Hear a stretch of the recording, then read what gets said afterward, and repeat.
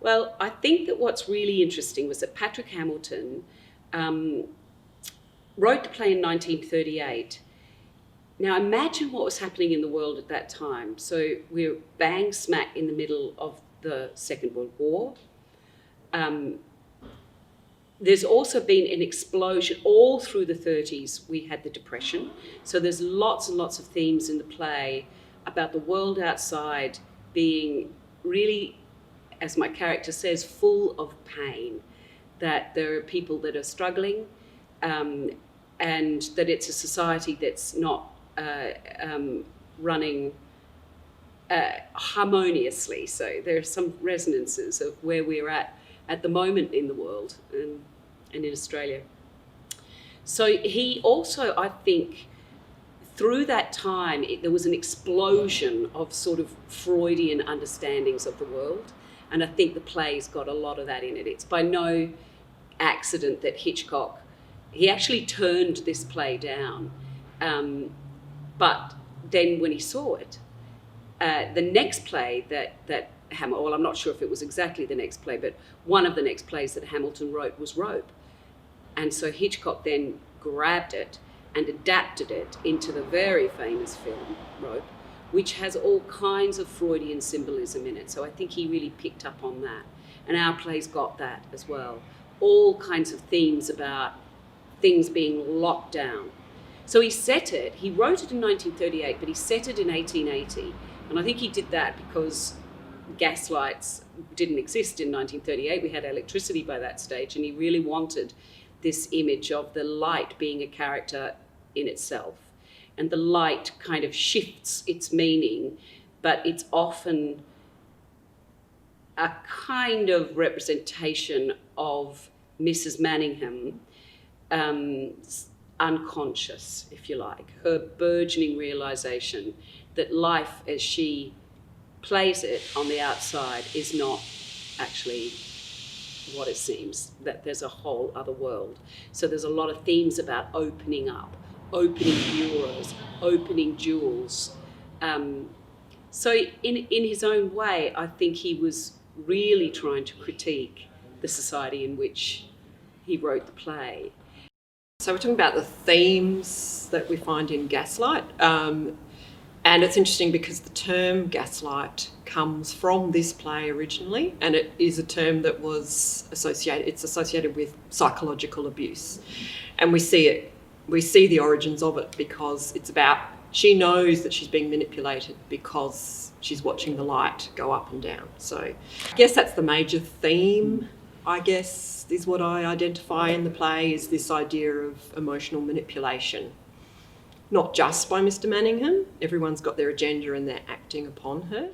And I think it's interesting, coming off the back of, well, hopefully off the back of all the COVID stuff, the theme of isolation is quite interesting. You know, it's a one room, the drama's happening in one room, and people are being acted upon. And I do think people might be able to relate to that coming out of that space. Well, I think the theme of the play is that because it's a psychological thriller, and there's elements of farce in it, very small elements of farce in it, but the whole theme of the thing, it doesn't matter what happens in the storyline. Comedy is a serious business, even you know, and that's only a relief. Some of the comedy is just a relief for the audience, you know, from that sort of, and so the themes is really determined by the fact it is a thriller. We see it in sort of a microcosm. The play happens over one evening, and it's this couple in Victorian England. So, you know, not the same location that we're in now, but that sort of close, or that sort of quick analysis of it allows us to see really how long it's been going on and the effects of it. The director often calls this what she calls a thriller, which is a feminist thriller, and I think